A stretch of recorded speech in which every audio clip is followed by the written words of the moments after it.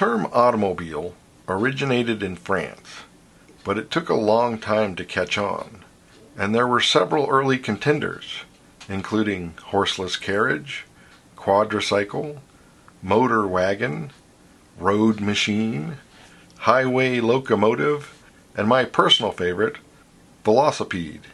And before the term car caught on, automobile was shortened in slang to mobe.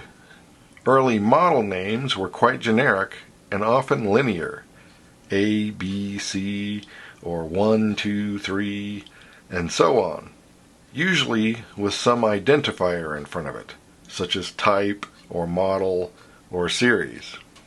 But it wasn't long before model names got more descriptive, including things like wheelbase, such as the Packard 120, or the predicted horsepower range, such as the Model 1020 or the Chrysler 300. Oldsmobile even went through a period that included the year in the model name. Number of engine cylinders was popular, with many a 6, 8, V8, 12, 16, or even the twin 6. Adding a name to these helped differentiate it from the competitors, such as the Big 6, the Super 6, the Custom 6, the Deluxe 6, or the Beauty Winner 6. Displacement has also been used, most frequently in CCs, such as the Fiat 500 or 1100, or the Honda N600, or S2000, or the Mitsubishi 3000 GT. But when using a single engine in multiple cars, this can create confusion, such as when BMW decided to put the engine from the 2000 in the smaller 1600. The solution being to not round off the engine size and call it the 2002, which may or may not have been effective. But many companies would make changes and just keep names that no longer applied. It didn't take long to discover that real names were more marketable than generic designations.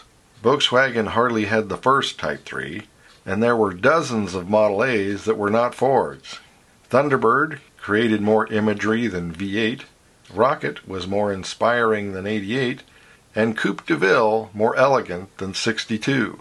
Somewhere along the line, model and trim level became separate things, causing companies to use up several names on a single car. In 1960, the Plymouth Savoy, Belvedere, Fury, and Sport Fury were different trim levels of the same car. But by 1965, the Belvedere and the Fury were completely different cars, with their own trim levels.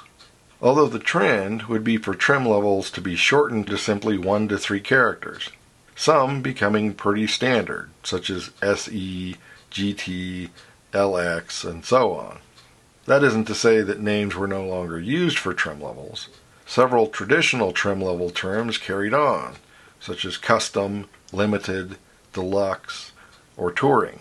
But real names for trim levels were reserved for special models.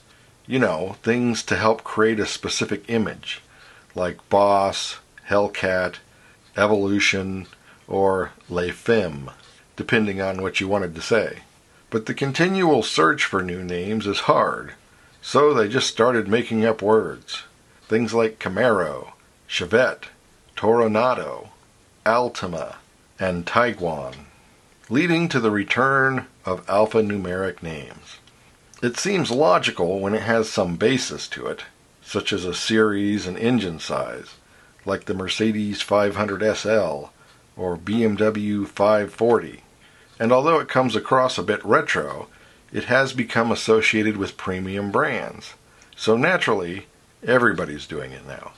Of course, it loses its meaning when manufacturers can't be bothered to stick to a format once they create it, such as the Mercedes 190e 2.3 liter or the BMW 535 3-liter turbo. But alphanumeric names are typically meaningless anyway, just an irrelevant mix of characters slapped on the ass of a vehicle for people to ignore, or try to make a word out of. I bet you can come up with more than just Mr. 2. Real words simply work better for recognition, distinction, and product image. Even questionable names, like the Gremlin, Paseo, Probe, or the Ferrari La Ferrari. Or even overused names like Torpedo, Daytona, or Diplomat. These are still better than TC, or 100, or QX45, or XR4TI. Names like Mustang, Firebird, Charger, Champion, Riviera, and Caribbean inspire in ways that names like Model T, 142 Sport, 300C, Z4, and X-Type can't, no matter how good or bad the car they're attached to turns out to be. Changing the Acura Legend to the Acura RL to promote brand over model? How did that work out? Would the RSX have done better if it was instead the next Integra? What about naming every Infiniti a Q something to the point that nobody cares any longer? Think that'll work out any better for Cadillac using CT? Even America's most popular vehicle, the F-150, is more likely to just be called a Ford truck, even in its own advertising. Unless, of course, it's a Raptor or a Lightning. So what are some of the best and worst car names you can think of? Let me know in the comments below. And as always, thanks for watching, and don't forget to like and subscribe.